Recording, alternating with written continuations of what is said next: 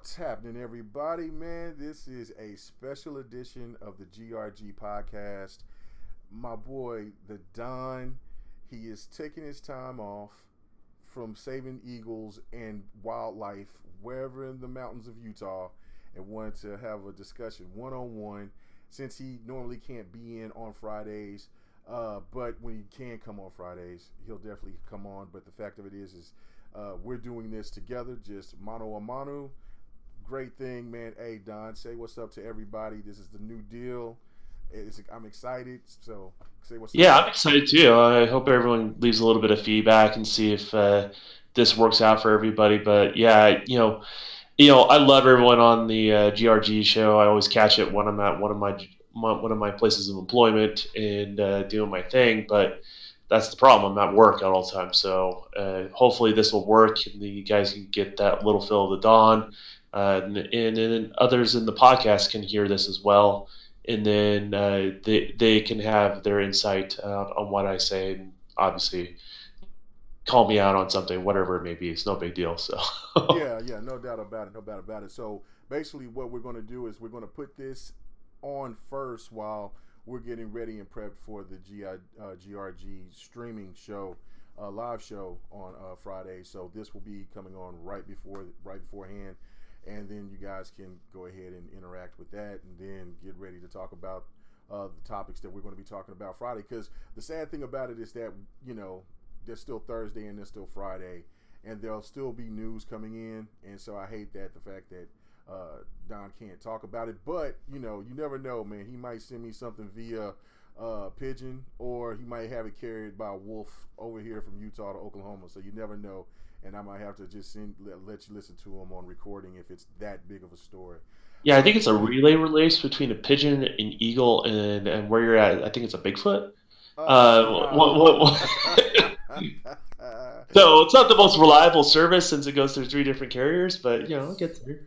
Yeah, well, I mean, the Bigfoot can pass it on to me or the dog man because next gen thinks there's dog people here. I thought the dog man and Bigfoot were the same thing. No, Bigfoot is this old entity. The dog man, I've heard of it, but I've heard more about shadow people in Oklahoma more than I have about the dog man. But I guess that's supposed to be a big thing. Next gen is really huge into that type of shit. It's bananas to me, but it Yeah, is what there's it some is. creepy backwoods thing. I mean, I have nothing wrong being out the outdoors, but Oklahoma, that's a whole other story out there, man. Hey man, come on, man! It's beautiful, lush Yeah. country out here, man. It's really nice in a lot of areas. Now there is their creepy little factor. I know I posted that picture on Twitter, and there's some places that can get the hair on your back of your neck standing up. But for the Yeah, a most part, little backwoods, a little off yeah. areas. Yeah, I hear you. Salt of the earth. But all right, let's get started. Okay, first topic, man, and I don't know if you've seen this, but it was an article from The Verge, and it was basically downplaying Xbox again. And it's not only just Verge, but there's so many media outlets out there. And the article said the Xbox One is struggling because video game exclusives still matter. Now, I- you know, I understand that it's a dry point for Xbox, but it has been that way this whole generation because they don't bring their games out until later in the year, and it's extra quiet because of Project Scorpio and whatever they have in coming at E3. So, what is your thoughts on this? I mean, am I just bugging basically, or is there some meaning to this that there's some kind of discrimination towards towards the Xbox brand? Well, I mean, there's been discrimination. I mean, it's what generates clicks, right? It's either someone writing an article like this or somebody reposting the article like this, right? They're just as much as I would say in some cases part of the problem is reported because it does perpetuate the problem. I mean, we're part of this too because we're talking about it, but it boils to a point. Eventually, you do have to kind of address these sort of things. And every console, every platform, right? Is going if all you play your console or your platform is for exclusives, that there's going to be a dry point in the year on every single platform. Doesn't matter if you're talking about Nintendo Switch. It doesn't matter if you're talking about PlayStation 4. It doesn't really matter if you're talking about Xbox, right? Right. There are always going to be dry spells. The question is, where do you apply the dry spells? the other question is, if you are going to make an exclusive hardware, when's the best time to release that? And I think honestly, platforms are still trying to figure that out, sort of thing. Hmm. You don't want to. It's kind of like the movie industry. You don't want to run into competition, right? And you want to have a time that basically people are willing to open up their wallets, willing to spend the money, that sort of thing. So it's nice that we're seeing from January until summer hits that there's these windows that companies are playing around with. I love that they're doing that, but not every platform's going to have exclusives.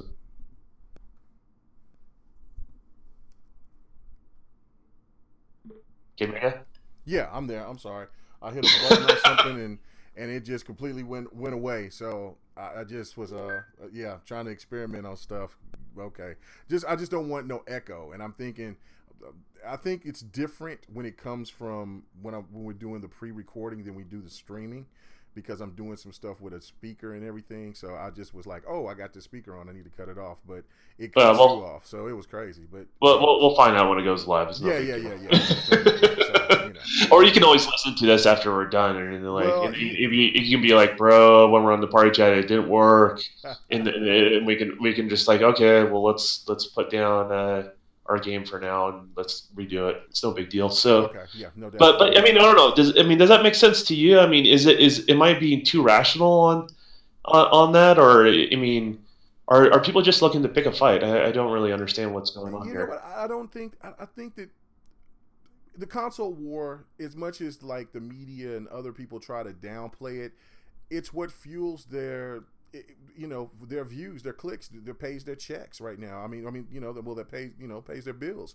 It's it's it's the thing right now, and it's unfortunate, but I just can't stand when people try to, especially like the higher ups, that they try to downplay what's going on between the Xbox, PlayStation, Nintendo, and constantly they have their staff go at it and fuel this, and that's why you have the fanboys and girls like you do now. It's just sad. I mean, it's all right to have a preference, but in some cases the media goes so far left with this is that they almost make you feel bad to even being you preferring the Xbox. That's what I have a problem with. If even if this was happening to the PlayStation, and I know that some haters out there don't believe me, but you know even if this was happening to the PlayStation, I would feel bad for any PlayStation fan out there, and I would feel that the media would be wrong on that. I mean, just look at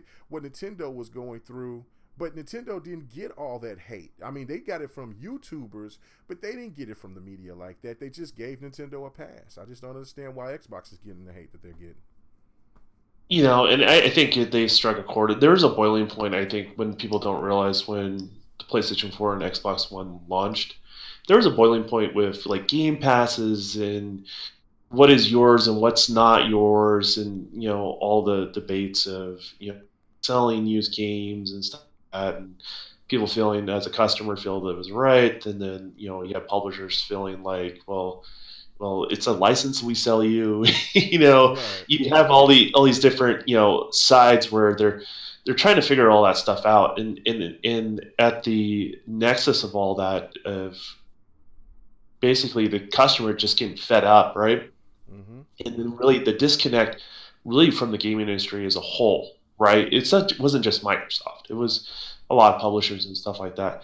That came to a boiling point that was quite explosive, and Microsoft took the blunt of the hit of all that, right? Mm-hmm. Now people are mad, and they don't even know why they're mad, right? They don't even know why they're frustrated with this particular brand or this particular company.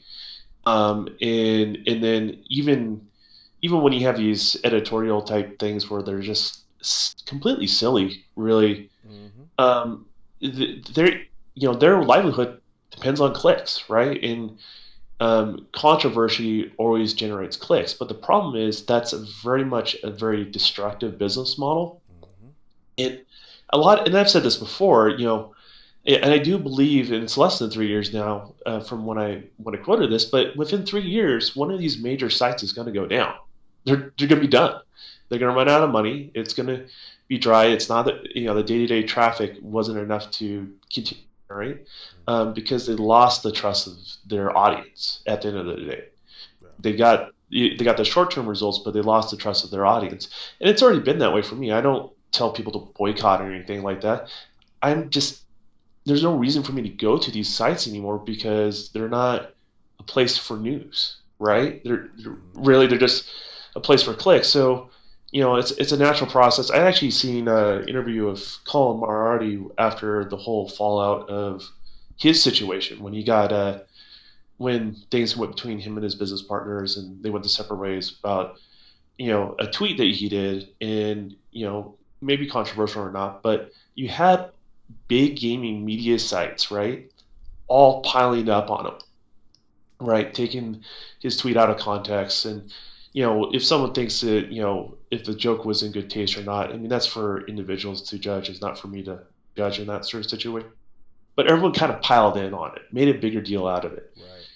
You know, it shows that even these big media sites, they're threatened by small guys like Kind of Funny or YouTubers like yourself. You know, that's really kind of the mentality that where they're at. They're in survival mode. That's what's going on with them, and that's why you see articles like that. And it's why it's going to get a little bit worse too, even between Scorpio and as they're depending on how they're financially doing, you'll see a little more viciousness. These sort of articles. So Right. Yeah. I mean, that's exactly what we've been seeing. It used to be so easy last generation to listen to a review of a game. I've never really been, I never really cared about the Metacritic score because I've always thought, um, I always know I've been a gamer long enough to understand what's fun to me and what's not. So a panel of 127 people or 300 people or whatever that tells me that this game is bad or it's good, I find it to be just like kind of roaming with the cattle. I know what's good, I know what's not, and so the Metacritic score doesn't, I don't. But reviews were something that from game trailers, from IGN, from GameSpot. I really paid attention to looking at the Game Informer in the magazine, etc. And I would listen, I would read it, and I would take it in. And when they said that Mass Effect was a fantastic game, I hurried up and bought it and gave it a shot and found out that it really was. And just when they said that, I think it was Road to Redemption, or I forgot what that motorcycle game was. It was on Xbox. It only came on Xbox, but it was one of the worst games of all time. It was horrible. And Angry Joe did a video about it, but I remember them giving it a 1, and I stayed clear away from that game. So now it's Metacritic score for everything PlayStation is high, and everything from Xbox is mediocre to like bad. And when you actually play these games, I mean, really, Forza Horizon was one of the only games that they gave a lot of love to. When they compared the Ultimate Gears, which was completely remade, and gave it a lower score than they did God of War 3, and then they let Horizon Zero, not Horizon, Until Dawn have a higher rating, and it was a new IP. Even though I love Until Dawn, it still should have not taken the place of having a better score than a game that's already been established and got it completely remade. Especially well, yeah. let's talk about like the whole Cried Wolf situation, right? Right, right, right. Like I've been very adamant of how I feel about Nintendo and stuff like that. I'm not trying to pick on one of that, right? There you are. And I never really read the article that the IGN person did, but it was notoriously low, right? Mm-hmm. And even though I'm not a big fan of the Nintendo Switch, I didn't even take my time to look at that article, even though that score maybe the final score, not the earlier score, but the final score probably a little bit closer to how I probably would have rated it Mm-hmm. because the site has lost my trust. Does Right. that make sense? Oh yeah, So definitely. regardless if it aligns with my thought process or not, I want people to be able to look, judge these things, and be objective. Does that make sense, right? Perfect sense. And have it. And I'm okay with opinion being different, and I think as gamers we all should be okay with opinions being different. But you got to be able to articulate it in a very uh, relatable way to your audience, regardless of one person agrees with you or not, but they can see where you're coming from, right? Mm-hmm. And you also have to be able to build trust that's reasonable. And that's what's going on is that we lost our trust as gamers. I mean, that's why people go to YouTube. That's why people have their favorite YouTuber or they have these other things. And really, these sites are turning into blogs, right? They're opinion blogs. Exactly. At the They're end of blogs. Yep. They're not. the day, They can't call themselves journalists when they're being objective. That's not real, true journalism. well, they can't call themselves journalists if they don't do the homework, right? Exactly. You do the basis of this particular article. What they talk about exclusives still matter. Anybody that follows in what's going on right now with Microsoft understands they've been doing a shift, and Phil Spencer's done their own thing. He said his own thing in regards to like, I'm not a fan of showing stuff too early. Like it was a mistake. He admits his own faults as a leader in that division of Microsoft, right? And then wait just a second, my dog's squeaking his toy. Yeah, I would know if that was you squeaking or if that's cool. But he said, we're shifting to showing games. They're going to be more relative. They're going to be out at a particular time. Anybody with enough common sense will understand that really is. Wait just a second. Stop it. Stop it. Get him out of here. That's right. Hey, man, look, when you got a dog that want to play with the chew toy, it's over. There's nothing you can do about it. No, yeah. Now, if you threaten the dog that it's going to be the new chinchilla, then it might, you might get his attention there. But he shows respect to the chinchilla. I know that's right. So, but yeah, there's a shift in focus, right? I mean, at the end of the day, is what I'm trying to get to. So you're going to instead of showing games 2 or 3 years out, or you're showing games that are going to happen within the first maybe 18 months, right? That's a year and a half. So you're closing up that window. So in order to get to that space, you have to stop showing stuff until it's ready, right? And that's what we're going to be seeing this E3. We're going to be seeing gameplay. We're going to be seeing what they've been cooking in the oven, what partnerships they've had, and we're going to get less of what we got with Scalebound and more with games that are actually coming out. Anybody that can just simply listen to what Xbox execs are doing, they know that's what's going on. Do we know what the exclusives are? No, but that's why it's exciting, right? So, and I think people just need to, just hold out. Now, Sony has an old school way. They're doing it several years out. Sony is known to, when they do announce something, they don't really cancel it.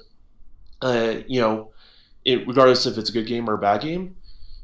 And so they keep dumping money into it. So you can probably count on those titles from Sony. You just don't know when you can count on them, right? So it's a different marketing strategy. I like where they're personally going with that.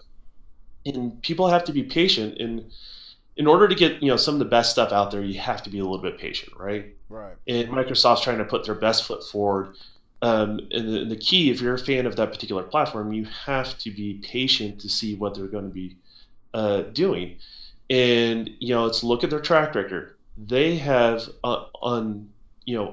basically anywhere from 3 to 4 major exclusive titles since the launch of the console, right? And that's a conservative number.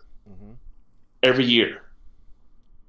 So yeah, and then they're good games. They're not like ones that are like we're niche. They're really good games. Some didn't hit their strides or anything, but they're all awesome games. So look at their track record, and how can you not be excited for what they're going to be showing? I just don't get it. I think that there's a lot of people out there that has this gaming fatigue, and it's drilled down from just not only from YouTubers, but it's from the media, from just all over the place, of that Xbox just doesn't have titles that's original enough. I was listening to a video from Worry Ward. I don't know the man personally, but I know that he was a part of BGST. And, I had to respectfully disagree on some of the points that he made, because he was saying that Xbox needs to bring something fresh, and they haven't brought anything fresh. And I'm like, what is Sunset Overdrive? What is Recore? What's Recore? Yeah, Recore. But what is Rise? You know what? I wouldn't take it to it's fresh for Xbox, because you haven't had that type of game from Xbox, but people would still have a comparison to like, you know, God of War, etc. But like Quantum Break, Recore, Sunset Overdrive, and Killer Instinct is as original as you can get. I mean, I'm trying to figure. I'm like, okay, when you look at it from the PlayStation side, you got Until Dawn, which is original. You have Horizon Zero Dawn in a sense of that it's different from a PlayStation perspective. You haven't seen a game like that, but it's a grab from all different types of games. And then I guess the Order 1886. It was different, but it just didn't live up to the hype. But it's not. But PlayStation has been consistent on doing what they've always been doing, is giving Japanese titles and giving out a certain hit or miss game. And while Xbox has been producing games, they had the better lineup in the beginning of this generation, hands down. But people, because of this, the way that the console sold, and this how the changing of the narrative is from okay, we care about indies now, or we care about 1080p more than we care about the actual game, or we care about console sales. It's the narrative always changed, and now since Microsoft has kind of backed everybody into a corner, the only thing else is to talk about while they're having a dry spot is where's the exclusives, where's the originality. But let's say you're that avid PlayStation fan, right? It's just put let's just try to help a brother out, right? Yeah. So try to help a fellow gamer out, right? So obviously they want to pick a fight, they want to justify their purchase, and they want to say why they bought their PlayStation over, say, right? And that's fine. These are all those are normal human reactions, right? So I'm looking at this damn dancing frog right now, just letting you know. Anyway. Yeah, I'll never criticize somebody for that, right? Right. But time and time again, when people are picking these fights, I've noticed through the stretch of the generation, every time they keep picking these fights, right? And then a certain time goes by, all of a sudden they stick their foot in their mouth, right? They realize they put themselves in a position where they're looking a little silly, right? I mean, let's talk about the resolution difference situation, right? At first, right? People kept shoving that difference through. You don't hear it anymore. It's still there. I don't think it's a tangible difference, but then, that's to each individual person that, plays that content. It's for them to decide, not me to decide for them. But you don't hear about that argument anymore, right? It's gone because we know Scorpio is coming around, right? You see people picking the fights on well, what can we argue now about? Well, we can argue about the exclusive front. Stick your foot in your mouth again there, because what happened when you guys were arguing about not having the exclusive console before PlayStation Now went to PC and PlayStation 4 games are going to PlayStation Now, right? It's another situation where you're actually trying to pick a fight, right? And you're sticking your foot in your mouth because you're an anti-fan of another console, right? And that's not a winning strategy, right? If you want Sony to do well, talk about what you like about it. Simple as that. It doesn't have to be more complicated than that. It doesn't have to be anything like that. If there's something Microsoft doesn't do well, you can offer an olive branch to a Microsoft guy, and if it's something totally unreasonable, that Microsoft's doing, a fan of Xbox will agree with you, right? That's how adults have conversations. Right. So what's interesting to me is the kind of the no game article, these sort of things which are temporarily damaging Microsoft, and it really does wear on the diehard fans of Xbox. It's only going to be short-lived, right? Eventually, there's going to be another situation where these people who are trying to pick a fight are going to end up sticking their foot in their mouth, right? It's happened many times over. So why wouldn't it happen in this situation? Right, and that's I'm about to push out a video tonight, and it was an article, and I ran into it on accident. I didn't even it wasn't in any gaming publication. It wasn't on the Fix or anything like that. I was reading stocks and bonds, and it was an article, a big article about Microsoft and how much they made in the first quarter. It was like uh, between 26 and 28 million. I mean $1 billion, just crazy. And they had, and they started going through everything that was positive about Xbox.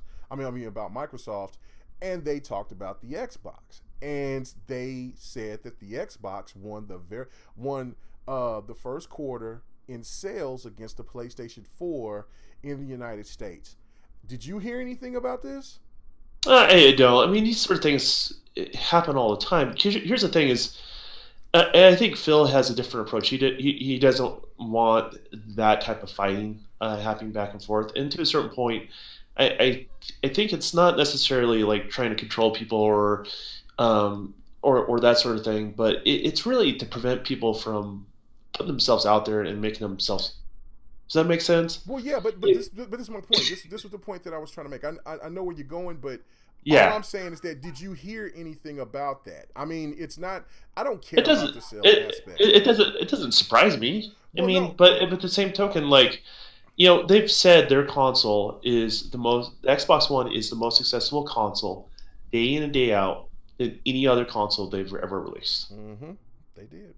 Right? So when people argue about these numbers and these quantifiable data that they find out there, they only see a very small portion of the picture, and that's what they're arguing about, right? Mm-hmm. So, is it an MPD number people are arguing about? Well, maybe that's true. That's a true number, and that's something people can debate. But if you look at worldwide and how well Xbox One is actually starting to do for Microsoft worldwide, it's starting to pick up steam in other countries now, right? Right. Because it's that thing I talked about. Every 3 years, people kind of looking for something fresh, look something new in the console cycle, right? Mm-hmm. That's why the PlayStation 4 Pro came out. That's why we're getting Scorpio. That's Well, in the case of Xbox One S, the timing, everything else, other countries the detach from Connect and less voice commands to operate the actual system itself, so it can release in more regions. Yeah, of course, it's going to be doing better, and it's totally possible that it's outselling its competition. I don't doubt that, but at the end of the day, who's to really say based on quantifiable data in like two countries how it's going in the rest of the world? Right, and that's the thing. It was just a point that I didn't hear it from any other gaming outlet. Like, why don't we hear something positive from from the media about Microsoft? Every time that you hear anything positive, they always got to let you know that the PlayStation is superior. It just baffles my mind. But every time that they say something about PlayStation or Nintendo, it's strictly about that, and that's what pissed me off, man. But yeah, that was a good topic, man. We went really long on that. I didn't think we was gonna go that long on that. That Yeah, was I great. just thought it would be like a 5 minute Yeah, show. yeah, for real. Like we'd be 10 minutes where out would go Yeah, but too. this is stuff we talk about even when we're in Yeah. Xbox Live together, man. Oh So yeah. it's No doubt. it's pretty natural for us. So Yeah, yeah. We just kind of just let it flow. But okay, let's get to which one do you want to do? Which do you want to do the? you're the host. This is your rodeo, man. Well, yeah, I'm yeah, just, but okay, it's a I think guess. that he was more interested in talking about the Mass Effect ordeal with the animation Oh uh, yeah. compared to Horizon Zero Dawn. I don't know if you played Horizon Zero Dawn yet or whatever.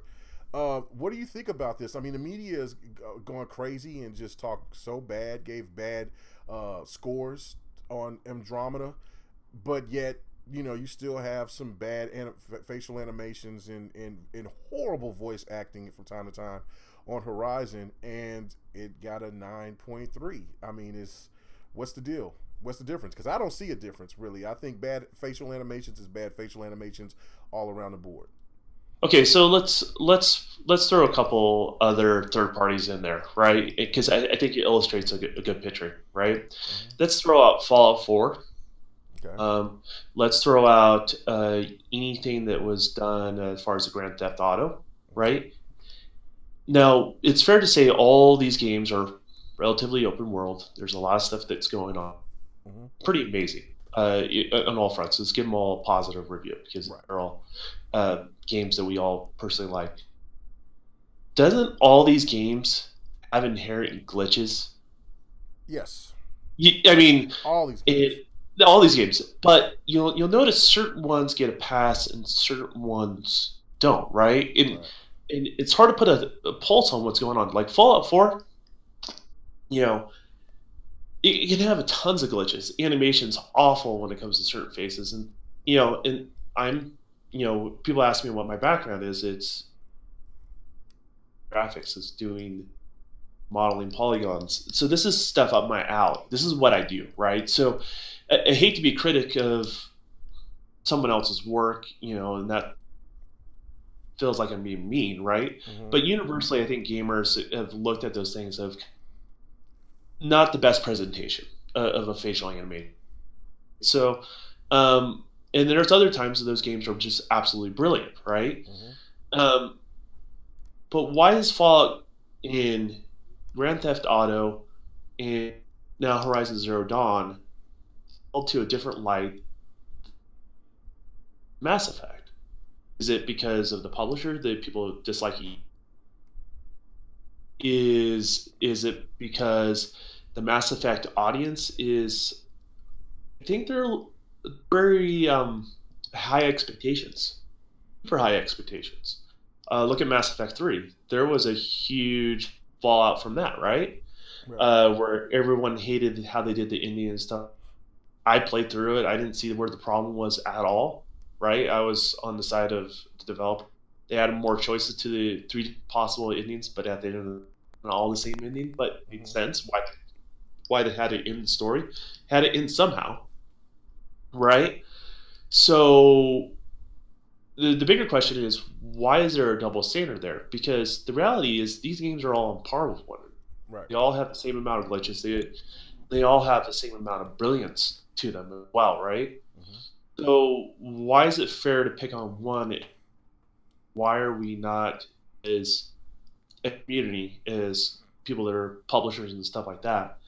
Why are they not judging these things on one thing has something bad going on, judging the other one in the what's going on there? I mean, as a gamer, I mean, I'm more curious of what you think about that because that's how I look at it. Because I look at it from a developer. I'm curious of how you look at it there. Well, as for me, I look at it as both companies.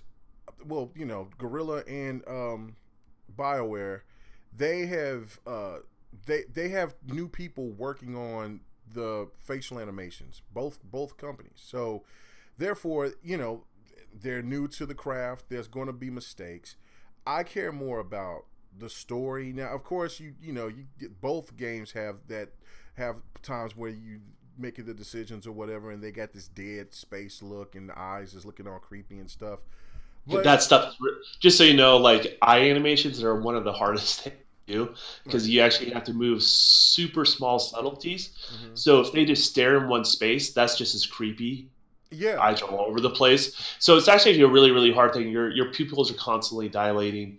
There's so small, slight movements you always constantly have to do. So, Mm-hmm. um, yeah, I feel for those guys because that's actually a really hard thing to do. And Right, and then like for EA the mouth, and it was the same thing when I was playing Horizon. Like there was just different. Like there was some people's faces looked a little bit more abnormal than they should have.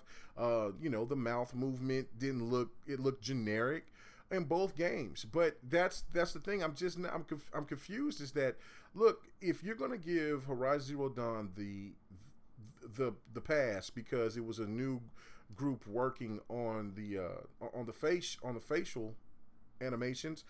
Well, the same thing was going on with Andromeda. I don't get why you won't give them a pass as well. I honestly feel that I think that they want to have Horizon Zero Dawn get the game of the year, and where they knew Mass Effect was a strong heavy hitter, that they kind of want to try to wash that away and have critics, you know, basically be down to maybe Zelda Horizon Zero Dawn. But we all know that the real true killer of everything is going to be Red Dead.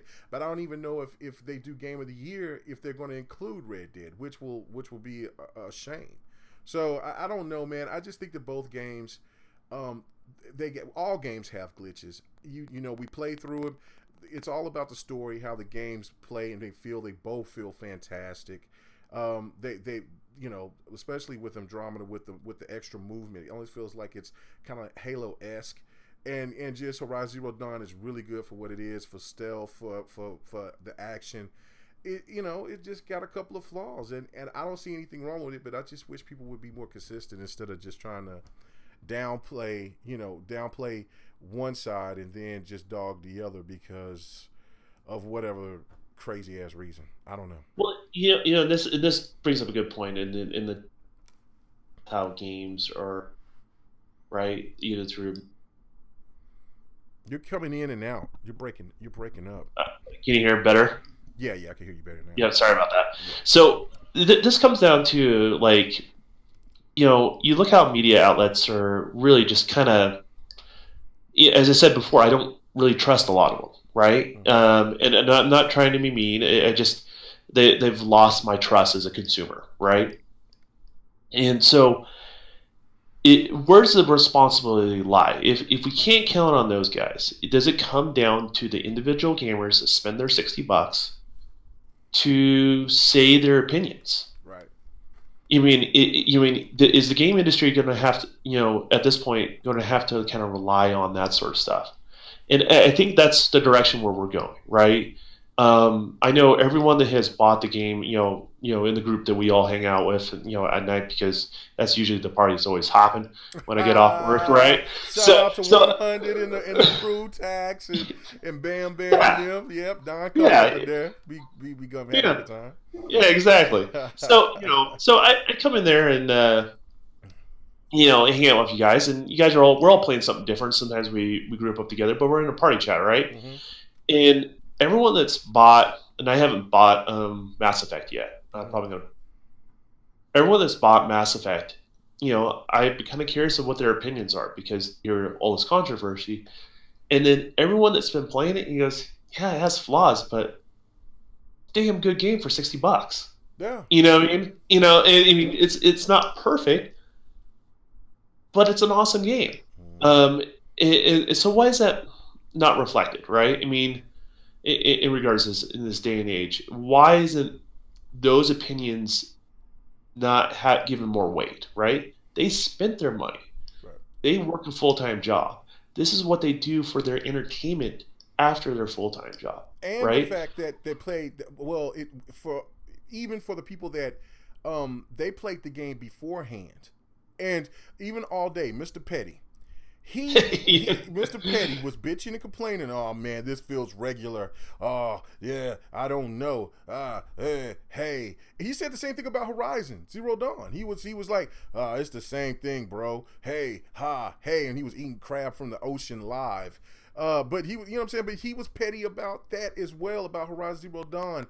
But then he come to love Horizon Zero Dawn, and he still bought Andromeda. So obviously the game was good enough for him to spend his money on, just like everybody else that had the EA access and played it, because I see so many other people playing it, and people are going past the flaws and they are enjoying the game. And that's what's important, is if you enjoy the game, that's you got your money's worth. And also I may add that Andromeda is a bigger game than Horizon Zero Dawn. It has a lot, like the levels are so much bigger, and it's a lot more exploration. While Horizon Zero Dawn is a huge game, but it's not on the scale as Andromeda, which is another positive that wasn't being addressed either. Yeah, and I don't know how to look at that because I like a focused experience personally myself. Mm-hmm. So if they do more open and more bigger game in a better way, I'd say go for it. If that's the scope and how you want to make a game, right? But if you want a more focused experience and that happens to make the game a better game, I'm full support of that too as well. So, that's kind of like comparing apples to oranges sort of situation, and it's that comes a little more difficult. The other thing that blows my mind is that Andromeda is really being judged for these facial animations, but if you look at now, let's take one out of the equation because one was the earliest one, and obviously that generation improved a lot, right? But Mass Effect 2 and 3, right, the later ones, Mm-hmm. they had all sorts of crappy animations in the faces, right? Mm-hmm. That easily can be compared to what we're seeing right now in Andromeda, but we're going to hold that to a different standard than Andromeda, Yep. and it's an improvement on the old one. I mean, it's not perfect, but it is an improvement. The game Visually, looks it looks beautiful. way better. The game Yeah, looks so beautiful. what is the point of that, right? I mean, is it, are you trying to get attention? Are you trying to, so it's really important for even people like All Day, where he's being Mr. Petty. His opinion matters just as much as everybody else, and it's important for those people to gamers. I really feel with the outlets we have, like Twitter, Facebook, all these sort of things, YouTube, whatever way you feel to express your opinion, maybe good or bad, please articulate it and share it, because that is more relative to the average person that buys a game, right?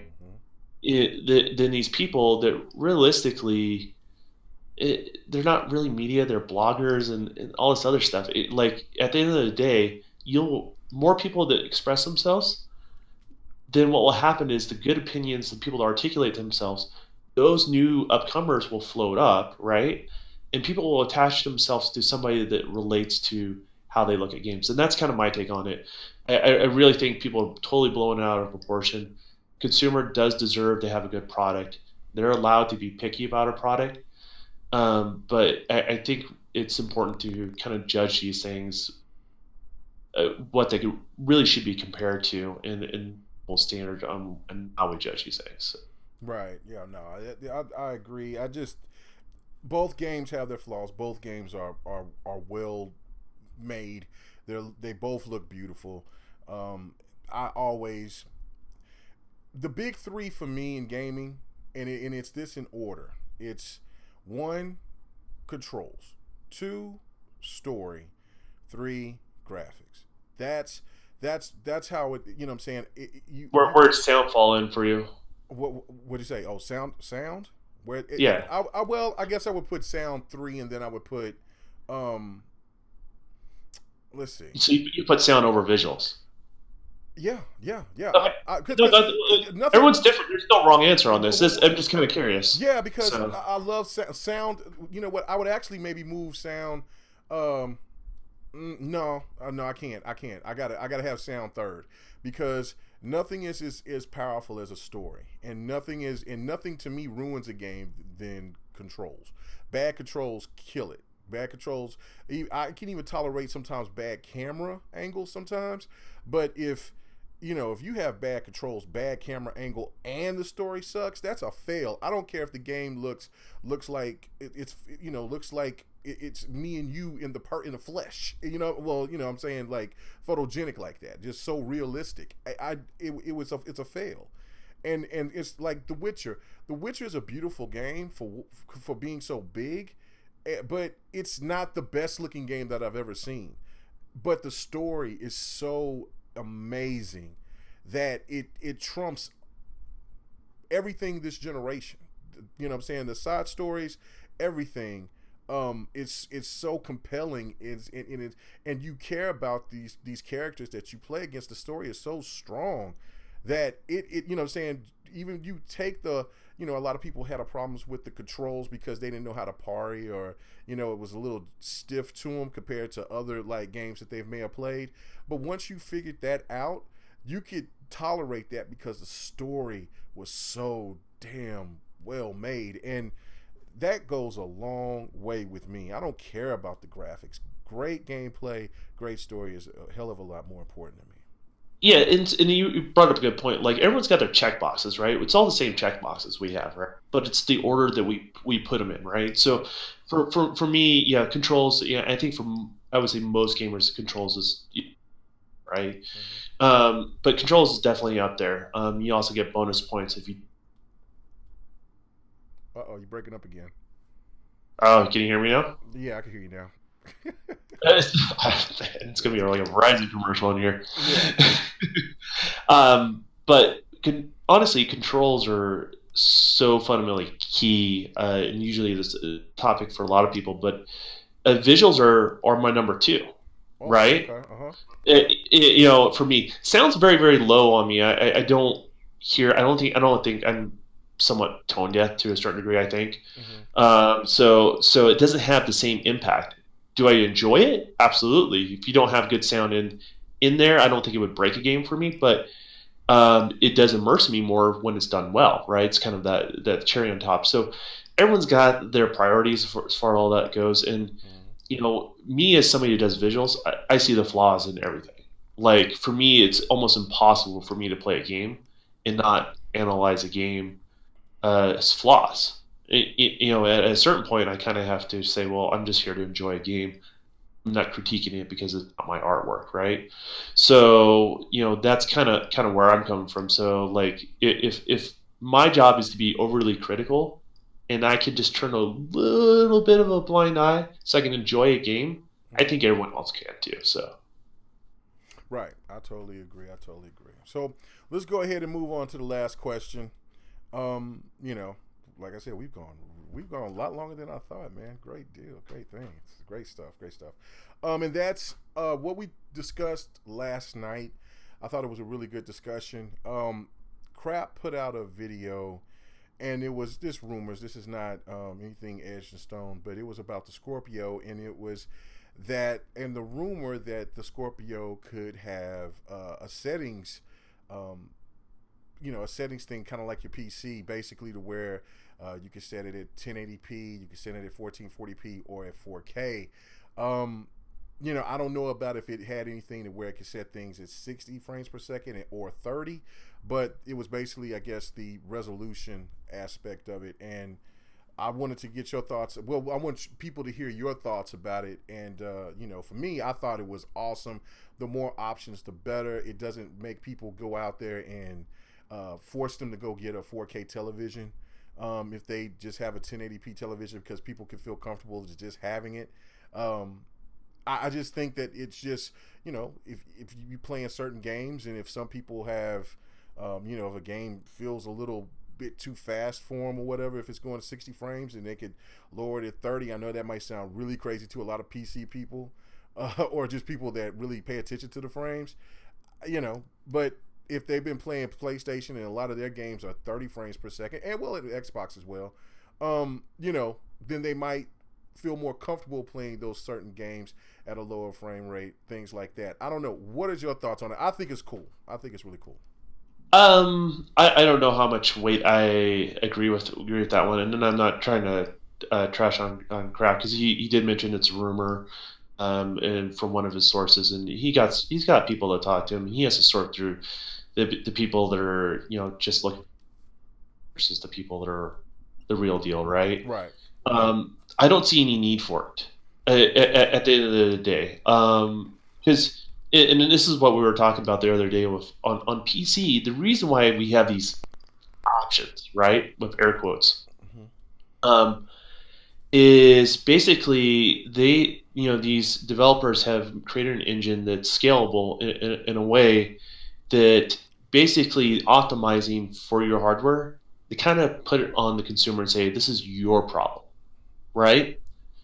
Um, and that's the reason why it really exists there to a certain degree. Now, PC guys tend to like that. They really do. That's one of the appeals of the platform because Hmm. they like to tinker and they feel certain effects or they prefer versus others. And I get that, right? And I think that's what that platform's evolved with over the years. But in a closed platform, when you know what exactly the hardware is, right? You have an art team that's developed a game, on average, roughly 3 years.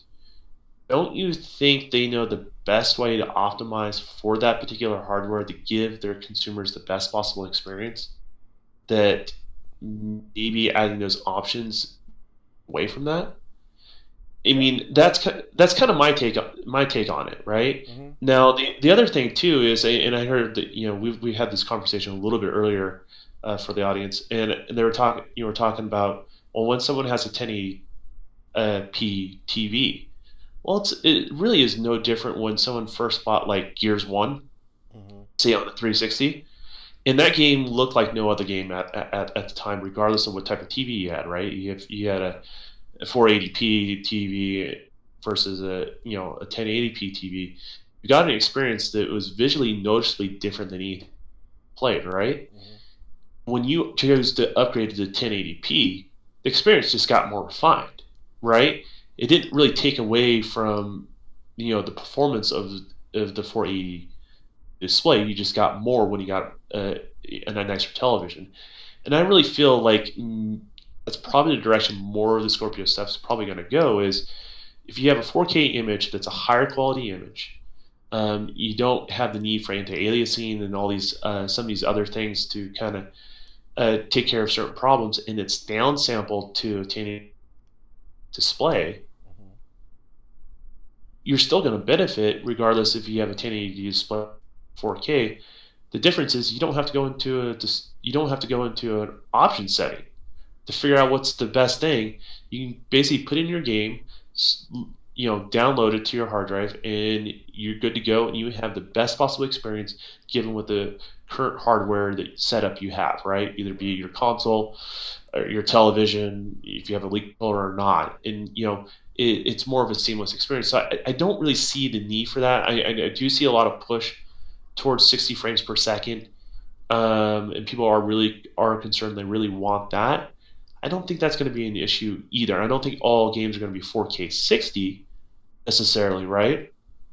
But the developers are going to make the design choices that are going to make sense for how that game's going to play out. And if they feel like 60 frames per second is more important than the actual uh, the 4K frame buffer, they'll lower the resolution and then they'll do an upscale. That's why Microsoft has been very very clear. They'll leave it up to the developers what they want to do. Yeah, yeah. That, I mean, I like what you're saying. I mean, I just think that options is always better, but you could be right. Even people that are novice and don't know how to adjust settings, they wouldn't even touch it in the first place. They would just leave it, uh, set the way it is. I mean, there was people that even to this day they never used the snap feature on their Xbox. They just played with what they knew and then just left everything else extra alone.